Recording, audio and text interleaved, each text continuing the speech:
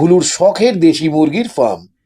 সেখান থেকেই রাতের বেলা মুরগি কমতে শুরু করলে দেখে শুনে মুরগি ঘর ভুলু আজ পাহারা দিতে বসেছে। আজ দেখি তো এই রাত দুপুরে মুরগিগুলো কোথায় উধাও হয়ে যায়।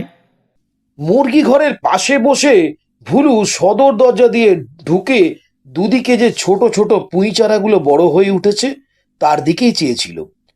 সেই পুঁই চারার সবজে পাতার উপর চাঁদে স্নিগ্ধ আলো বিছিয়ে গেছে, তাই দূর থেকে পাতাটা কেমন চিকচিক করে উঠল।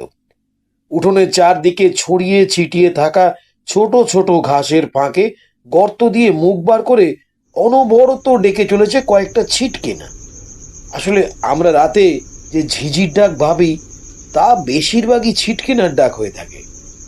যেমন মুরগি ঘরের পাশে অবস্থিত একটা বড় কদম ডালে বসেছিল একটা নিশাচর পাখি। টর্চের আলো ফেলে ভুলু পাখিটা দেখে মনে মনে বলল, একই এই এত রাতে একই পাখি? না না না, পেঁচা কিংবা বাদুর তো নয়। এ পাখি তো এর আগে আমি কখনোই দেখিনি। ওরে বাবা, কি ভয়ানক দেখতে রে। ডালের উপর বসে থাকতে থাকতে পাখিটা জল জলে চোখ যখন ভুলুর চোখের দিকে পড়েছে, পাখিটা অমনি মুখ দিয়ে একটা বিকট আওয়াজ করে উড়ে গেল। রাতে বাঙালিদের পেটে গরম ভাত পড়লে কিছুক্ষণের মধ্যেই তাদের চোখে ঘুম চলে আসে। ঠিক তেমনই ভুলুর চোখেও ঘুম চলে এসেছিল। বসে থাকতে মোড়ার উপর চোখ দুটো বন্ধ করে যেই না একটু ঘুমিয়ে পড়েছে, অমনি মুরগিগুলো ডেকে উঠল। চোখ খুলে মুরগি ঘরে টর্চের আলো ফেলে দেখলো দুটো মুরগি কম।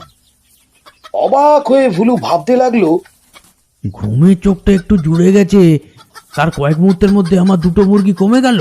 এই চরে আমার কি হলো? নিশ্চয়ই আমার এই মুরগি ফার্মের উপর কোনো অশরীরী প্রেতাত্মার দৃষ্টি পড়েছে।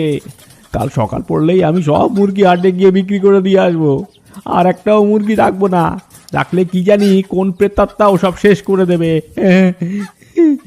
তাই গতকালের কথা মতো আজ বিকেলে হাটে বাজারে এসে কালো, লাল, সাদা, খয়েরি সব রকমের দেশি মুরগি মোরগ সব বেচে বাড়ি ফিরতে একটু দেরি হয়ে গিয়েছিল গাঁয়ের পশ্চিম দিকের, মানে ওই নাইয়াপাড়ার বাসিন্দা শম্ভু নাইয়ার ছোট ছেলে ভুলু।